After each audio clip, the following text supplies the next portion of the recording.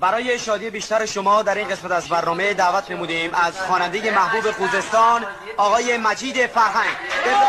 خیلی ممنونم، مرسی، تشکر میکنم. به افتخار سرکار عروس خانم و شادما دست سیمانه‌ای بزنید شما. مرسی. عروسی رو شروع میکنیم. آقا مرتضی برو.